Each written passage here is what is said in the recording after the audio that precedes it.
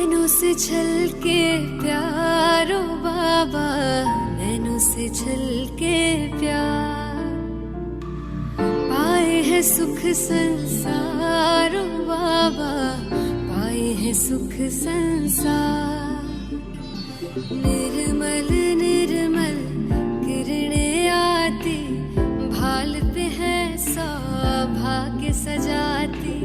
तिलक लगाती सदा विजय का, शक्ति अनोखी है भर जाती। प्यार से रहे निहारो बाबा, प्यार से रहे निहार।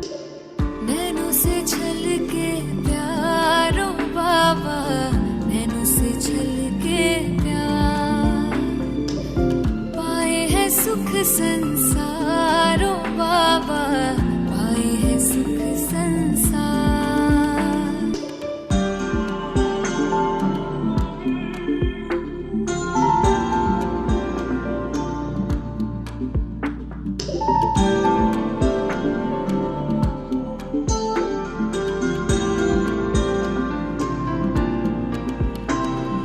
ऐसे पल फिर कब आएंगे, कल्प भर में ना पाएंगे। प्यास बुझा ले युगों युगों की, जन्म सफल हो जाएंगे। कितने किए उपकार ओ बाबा, कितने दिए उपहार। नैनों से छलके प्यारो बाबा, नैनों से छलके प्यार। पाए है सुख संसारो बाबा, पाए है सुख संसार। ओम शांति। आज 31 मई 2021। मीठे बच्चे, यह दुनिया कब्रिस्तान होने वाली है, इसलिए इससे दिल नहीं लगाओ। परिस्तान को याद करो, क्योंकि यहां की दुनिया से दिल लगाएंगे तो दुख होगा, परिस्तान को याद करेंगे तो खुशी रहेगी। प्रश्न, तुम गरीब बच्चों जैसा खुश नसीब दुनिया में कोई भी नहीं, क्यों? उत्तर, क्योंकि तुम गरीब बच्चे ही डायरेक्ट उस बाप के बने हो जिससे सद्गति का वर्षा मिलता है। गरीब बच्चे ही पढ़ते हैं। साहूकार यदि थोड़ा पढ़ेंगे भी तो उन्हें बाप की याद मुश्किल से रहेगी। तुम्हें तो अंत में बाप के सिवाय और कुछ भी याद नहीं आएगा, इसलिए तुम सबसे खुशनसीब हो। जिसके पास जितने महल, गाड़ियां, धन संपदा है, उनकी बुद्धि उतनी अधिक उन चीजों में फंसी रहती है, वो कहाँ भगवान को याद करेंगे। जो गरीब साधारण है, उनके पास बहुत कुछ है भी नहीं, तो वो ऑटोमेटिक बाप को याद करना उनके लिए सहज होगा। बाबा कहते ये भी खुश नसीबी है। गीत दिल का सहारा टूट न जाए। ओम शांति। बच्चों प्रति बाप समझा रहे हैं और बच्चे समझ रहे हैं कि बरोबर यह जमाना अब कब्रिस्तान बनने वाला है। पहले यह जमाना परिस्तान था, अब पुराना हो गया है, इसलिए इनको कब्रिस्तान कहते हैं। सबको कब्र दाखिल होना है। बाबा कहते कयामत का समय है, विनाश का समय है, सब कब्र दाखिल हो जाएंगे। पुरानी चीज कब्र दाखिल होती है, अर्थात मिट्टी में मिल जाती है। यह भी सिर्फ तुम बच्चे ही जानते हो, दुनिया नहीं जानती। कुछ विलायत वालों को मालूम होता है कि कब्र दाखिल होने का समय दिखता है। तुम बच्चे भी जानते हो कि परिस्तान स्थापन करने वाला हमारा बाबा फिर से आया हुआ है। बच्चे यह भी समझते हैं अगर इस कब्रिस्तान से दिल लगाई तो घाटा पड़ जाएगा। अभी तुम बेहद के बाप से बेहद सुख का वर्षा ले रहे हो, सो भी कल पहले मुआफिक। यह तुम बच्चों की बुद्धि में हर कदम रहना चाहिए। तो यही मन मना भव है। कौन सी बात हर कदम रहे? कि हम बेहद के बाप से बेहद सुख का वर्षा ले रहे हैं। बाप की याद में रहने से ही परिस्तानी बनेंगे। भारत परिस्तान था और खंड परिस्तान नहीं बनते हैं। यह है माया रावण का पौंप। यह थोड़ा समय चलने वाला है। यह है झूठा शो, झूठी माया, झूठी काया है ना। यह पिछाड़ी का भबका है। इनको देखकर समझते हैं स्वर्ग तो अभी है, पहले नर्क था। बड़े बड़े मकान बनाते रहते हैं। यह 100 वर्ष का शो है। बाबा कहते ये जो कुछ भी इतना सारा विज्ञान का साधन आज हमें आराम दे रही है, ये सब 100 वर्ष का शो है। टेलीफोन, बिजली, एरोप्लेन आदि यह सब 100 वर्ष के अंदर बने हैं। कितना शो है, इसलिए समझते हैं स्वर्ग तो अभी है।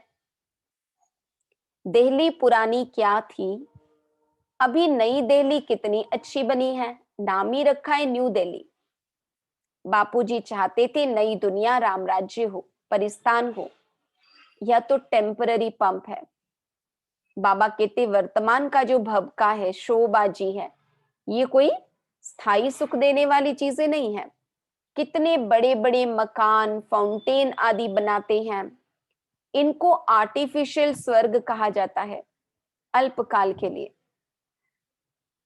तुम जानते हो इनका नाम कोई स्वर्ग नहीं है, इनका नाम नर्क है। नर्क का भी एक शो है। यह है अल्पकाल का शो। कितनी चकाचौंध की दुनिया है, आकर्षण करने वाली, मन को लुभाने वाली। परंतु बाबा कहते ये सब कुछ अल्पकाल का शो है। यह अभी गया कि गया।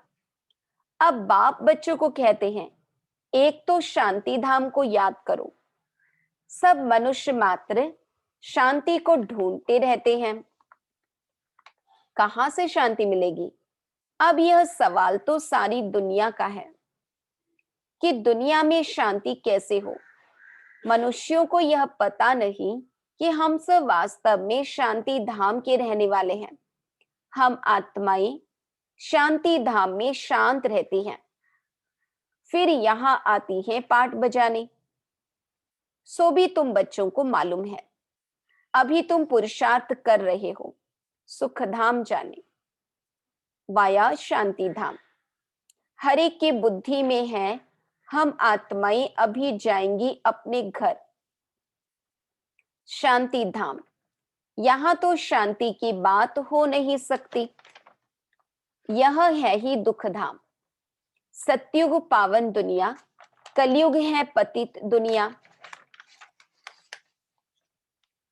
इन बातों की समझ अभी तुम बच्चों को आई है। दुनिया वाले तो कुछ भी नहीं जानते हैं। तुम्हारी बुद्धि में आया है बेहद का बाप हमको सृष्टि चक्र के आदि मध्य अंत का राज समझाते हैं। फिर कैसे धर्म स्थापक आकर धर्म स्थापन करते हैं। अब सृष्टि में कितने अथाह मनुष्य हैं। भारत में भी बहुत है। भारत जब स्वर्ग था तब बहुत साहूकार थे और कोई बाबा कहते और कोई धर्म नहीं था। तुम बच्चों को रोज रिफ्रेश किया जाता है। बाप और वर्षे को याद करो। ज्ञान से हमारी बुद्धि रिफ्रेश हो जाती है। भक्ति मार्ग में भी यह चला आता है, हमेशा अंगुली दिखाते हैं परमात्मा को याद करो, है ना, ऊपर की ओर इशारा करते हैं। परमात्मा अथवा अल्लाह वहां है, परंतु सिर्फ ऐसे ही याद करने से कुछ होता थोड़ी है। उनको यह भी पता नहीं है कि याद से क्या फायदा होगा, उनके साथ हमारा क्या संबंध है। बाबा कहते जानते ही नहीं। दुख के समय पुकारते हैं हे राम, आत्मा याद करती है। परंतु उनको यह पता नहीं है कि सुख शांति किसको कहा जाता है। तुम्हारी बुद्धि में आता है हम सब एक बाप की संतान हैं, तो फिर दुख क्यों होना चाहिए। बाबा कहते बेहद के बाप से सदा सुख का वर्षा मिलना चाहिए। यह भी चित्र में क्लियर है। भगवान है ही स्वर्ग की स्थापना करने वाला हेवनली गॉडफादर। वह आते भी भारत में ही है, परंतु यह कोई समझते नहीं है। देवी देवता धर्म की स्थापना जरूर संगम पर ही होगी। सतयुग में कैसे होगी, परंतु यह बातें दूसरे धर्म वाले जानते नहीं। यह तो बाप ही नॉलेजफुल है। समझाते हैं आदि सनातन देवी देवता धर्म कैसे स्थापन हुआ। सतयुग की आयु लाखों वर्ष कहने से बहुत दूर कर देते हैं। तुम बच्चों को चित्रों पर ही समझाना है। बाबा कहते चित्रों के माध्यम से समझाएंगे तो हमें समझाने में भी सहजता होगी, लोगों को समझने में भी सहज होगा। भारत में इन लक्ष्मी नारायण का राज्य था। इन्होंने कैसे कब यह राज्य पाया यह नहीं जानते, सिर्फ कहते हैं यह सतयुग के मालिक थे। उनके आगे जाकर भीख मांगते हैं तो अल्प काल के लिए कुछ न कुछ मिल जाता है।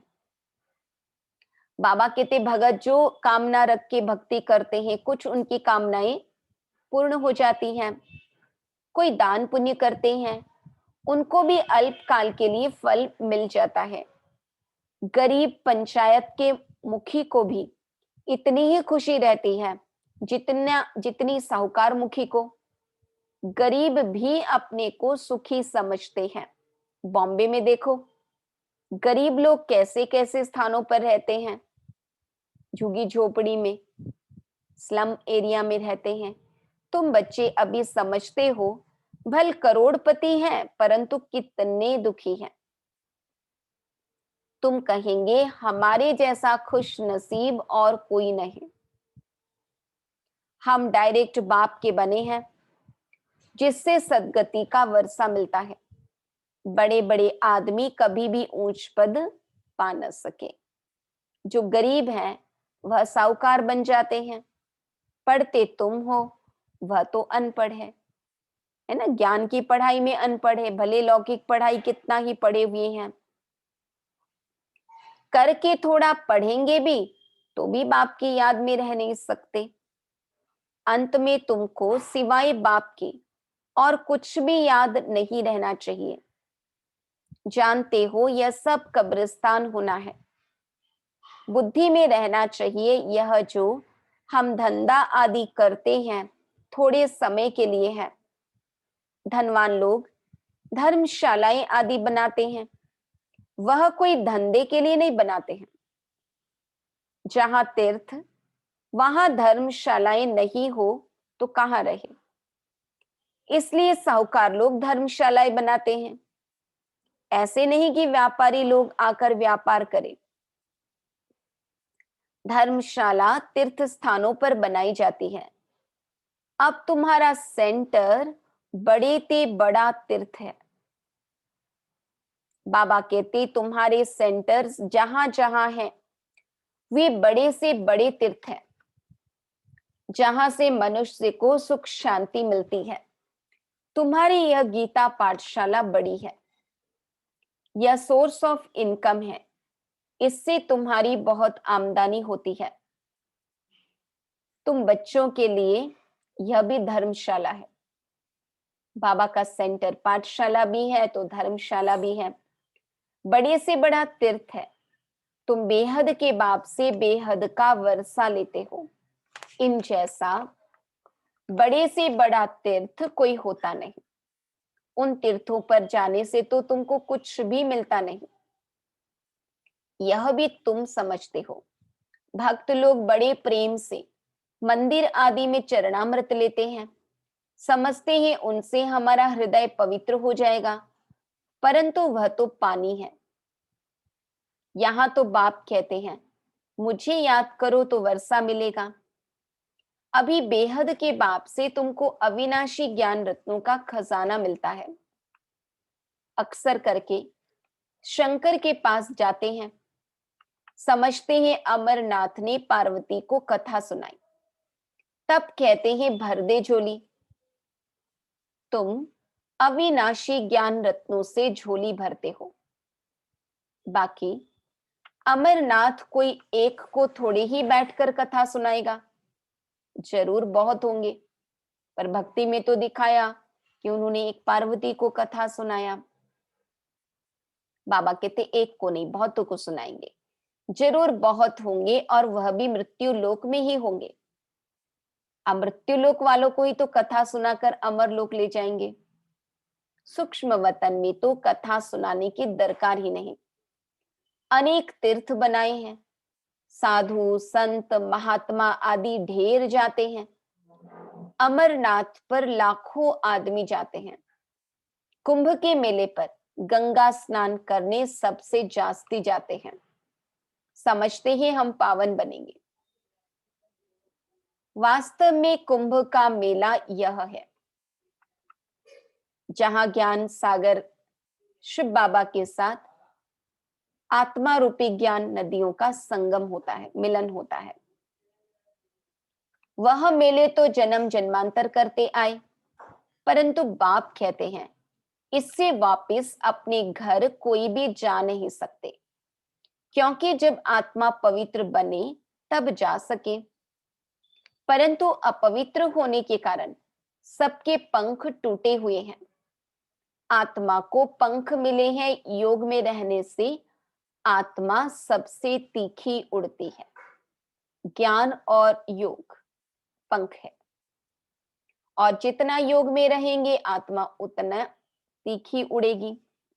कोई का हिसाब किताब लंदन में, अमेरिका में होगा तो झट उड़ेंगे, वहां सेकंड में पहुंच जाते हैं।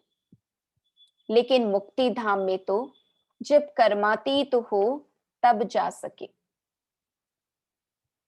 तब तक यहां ही जन्म मरण में आते हैं। जैसे ड्रामा टिक टिक हो चलता है, आत्मा भी ऐसे है, टिक हुई यह गई। इन जैसी तीखी और कोई चीज होती नहीं। ढेर के ढेर सब आत्माएं मूल वतन में जाने वाली है। आत्मा को कहां का कहां पहुंचने में देरी नहीं लगती है। मनुष्य यह बातें समझते नहीं। तुम बच्चों की बुद्धि में आता है कि नई दुनिया में जरूर थोड़ी आत्माएं होंगी, है ना, वहां की आबादी बहुत थोड़ी होगी। बाबा ने कहा सत्युग के शुरुआत में 9,16,108 ही आएंगी, और वहां बहुत सुखी होंगे। इतने ही नेचुरल रिसोर्सेस होंगे, पर कुछ लाखों में बटा हुआ होगा, तो सबके पास अथाह होगा। वही आत्माएं अब 84 जन्म भोग बहुत दुखी हुई हैं। तुमको सारे चक्र का मालूम पड़ा है, तुम्हारी बुद्धि चलती है, और कोई मनुष्य मात्र की बुद्धि नहीं चलती। प्रजापिता ब्रह्मा भी गाया हुआ है। कल्प पहले भी तुम ऐसे ही ब्रह्मा कुमार कुमारी बने थे। तुम जानते हो कि हम प्रजापिता ब्रह्मा के बच्चे हैं। हमारे द्वारा बाबा स्वर्ग की स्थापना करा रहे हैं। जब नंबरवार पुरुषार्थ अनुसार लायक बन जाएंगे तो फिर पुरानी दुनिया का विनाश होगा। त्रिमूर्ति भी यहां ही गाया हुआ है। त्रिमूर्ति का चित्र भी रखते हैं, उसमें शिव को दिखाते नहीं। कहा भी जाता है ब्रह्मा द्वारा स्थापना। ब्रह्मा द्वारा कौन कराते हैं? शिव बाबा। विष्णु द्वारा पालना। तुम ब्राह्मण अभी लायक बन रहे हो देवता बनने के लिए। अभी तुम वह पाठ बजा रहे हो, कल्प के बाद फिर बजाएंगे। तुम पवित्र बनते हो। कहते हो बाबा का फरमान है काम रूपी शत्रु को जीतो। मामेकम याद करो, बहुत सहज है। भक्ति मार्ग में तुम बच्चों ने बहुत दुख देखे हैं। करके थोड़ा सुख है तो भी अल्पकाल के लिए। भक्ति में साक्षात्कार होता है, सो भी अल्पकाल के लिए तुम्हारी आश पूरी होती है। बाबा कहते ये जो साक्षात्कार होता है वह भी मैं कराता हूं। चाहे हम किस भी भावना से किसको भी याद करें, किसी का भी हमें साक्षात्कार होता है, चाहे गणेश जी के रूप में, हनुमान जी के रूप में, किसी के भी रूप में, बाबा कहते साक्षात्कार कराने वाला बाबा ही है। ड्रामा में नूंद है, जो पास्ट हुआ second by second drama shoot किया जाता है। ऐसे नहीं कहते हैं अब शूट हुआ, नहीं, यह तो अनादि बना बनाया ड्रामा है। जितने भी एक्टर्स हैं सबका पाठ अविनाशी है, मोक्ष को कोई नहीं पाते हैं। सन्यासी लोग कहते हैं हम लीन हो जाते हैं। बाप समझाते हैं तुम अविनाशी आत्मा हो, आत्मा बिंदी है। इतनी छोटी सी बिंदी में 84 जन्मों का पाठ नोंधा हुआ है। यह चक्र चलता ही रहता है। जो पहले पहले पाठ बजाने आते हैं वही 84 जन्म लेते हैं, सब तो ले न सके। जो जितना बाद में आएंगे सृष्टि मंच पर पाठ बजाने, उनके उतने कम जन्म हो जाएंगे। तुम्हारे सिवाय और कोई की बुद्धि में यह नॉलेज नहीं है। ज्ञान का सागर एक ही बाप है। तुम जानते हो हम बाप से वर्षा ले रहे हैं। बाप हमको पतित से पावन बनाते हैं, सुख और शांति का वर्षा देते हैं। सतयुग में दुख का नाम निशान नहीं होता। बाप कहते हैं आयुष्मान भव, धनवान भव। निवृत्ति मार्ग वाले ऐसी आशीर्वाद दे न सके। तुम बच्चों को बाप से वर्षा मिल रहा है। सतयुग त्रेता है सुख धाम, फिर दुख कैसे होता है यह भी कोई नहीं जानते। देवताएं वाम मार्ग में कैसे जाते हैं वह निशानियां हैं। बाबा याद करते जगन्नाथपुरी को। जगन्नाथपुरी में देवताओं के चित्र, ताज आदि पहने हुए दिखाते हैं, फिर गंदे चित्र भी बनाए हैं, इसलिए उनकी मूर्ति भी काली रखी है, जिससे सिद्ध होता है देवताएं वाम मार्ग में जाते हैं तो अंत में बिल्कुल काले बन पड़ते हैं। बाबा कहते हैं आत्मा पवित्र है तो जैसे कि गोरी है, पतित हो जाती, विकारी बन जाती तो जैसे कि काली हो जाती। अभी तुम जानते हो भारत कितना सुंदर था, फिर तमो प्रधान बनना ही है ड्रामा प्लान अनुसार। अभी संगम पर तुमको यह नॉलेज है। बाप है नॉलेजफुल। तुम्हारा एक ही बाप, टीचर, गुरु तीनों है। यह सदैव बुद्धि में रहे शिव बाबा हमको पढ़ाते हैं। यह बेहद की पढ़ाई है जिससे तुम नॉलेजफुल बन गए हो। तुम सब कुछ जानते हो। वह कहते हैं सर्वव्यापी है, तुम कहते हो वह पतित पावन है। कितना रात दिन का फर्क है। अभी तुम मास्टर नॉलेजफुल बने हो, नंबरवार। जो बाप के पास है वो तुमको सिखाते हैं। तुम भी सबको यह बताते हो बाप को याद करो तो 21 जन्मों के लिए वर्षा मिलेगा। अच्छा, मीठे मीठे सिकीलधे बच्चों प्रति माता पिता बाप दादा का याद प्यार और गुड मॉर्निंग। रूहानी बाप की रूहानी बच्चों को नमस्ते। हम रूहानी बच्चों की रूहानी बाप दादा को याद प्यार, गुड मॉर्निंग और नमस्ते। धारणा के लिए मुख्य सार, स्वयं रिफ्रेश रहकर औरों को रिफ्रेश करने के लिए बाप और वर्षे की याद में रहना है और सबको याद दिलाना है। इस पुरानी दुनिया से, इस कब्रिस्तान से दिल नहीं लगानी है। शांति धाम, सुख धाम को याद करना है, स्वयं को देवता बनने के लायक बनाना है। वरदान, नशे और निशाने की स्मृति से सर्व कर्मेंद्रियों को ऑर्डर प्रमाण चलाने वाले ताज व तख्त नशीन भव। नशे और निशाने की स्मृति से सर्व कर्मेंद्रियों को ऑर्डर प्रमाण चलाने वाले ताज व तख्त नशीन भव। संगम युग पर बाप दादा द्वारा सभी बच्चों को ताज और तख्त प्राप्त होता है। ताज यानी मुकुट, तख्त यानी सिंहासन। प्यूरिटी का भी ताज है तो जिम्मेवारियों का भी ताज है। अकाल तख्त भी है तो दिल तख्त नशीन भी हो।